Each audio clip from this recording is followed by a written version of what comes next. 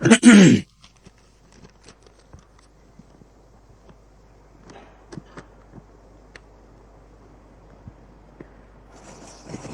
Income tax inspector کے ساتھ مکا نہ کیا جائے تو وہ اسیسمنٹ اتنی زیادہ کر دیتا ہے جو اصل انکم ٹیکس سے بہت زیادہ ہوتی ہے، تو مجبوراً مکا کرنا پڑتا ہے جو وکیل کرواتا ہے۔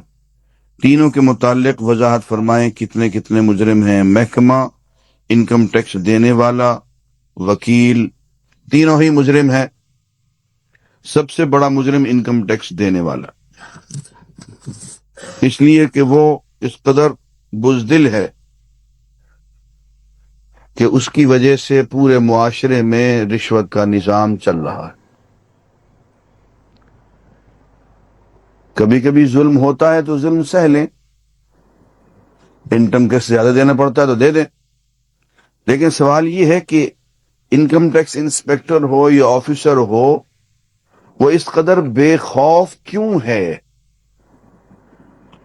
اس کو یعنی یہ ایسے ہی ہے جیسے کہ ڈاکو کو کوئی خطرہ نہیں، چور کو کوئی خطرہ نہیں، مالک کو خطرہ۔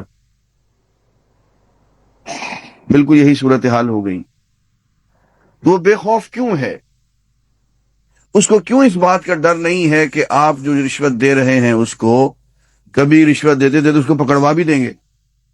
وہ اتنا آپ کی ایمانداری سے مطمئن کیوں ہے کہ آپ رشوت دینے والے اتنے پکے رشوت دینے والے ہیں، اتنے وفادار رشوت دینے والے ہیں کہ آپ کبھی نہیں پکڑوائیں گے اس کو، آپ کبھی اس پہ چھاپا بھی نہیں مروائیں گے؟ وہ اتنا اطمینان آپ پہ کیوں رکھتا ہے؟ اس لیے سب سے بڑے مجرم آپ خود ہیں، محکمہ بھی ہے، باقی لوگ بھی ہیں، لیکن اصل مجرم رشوت دینے والا۔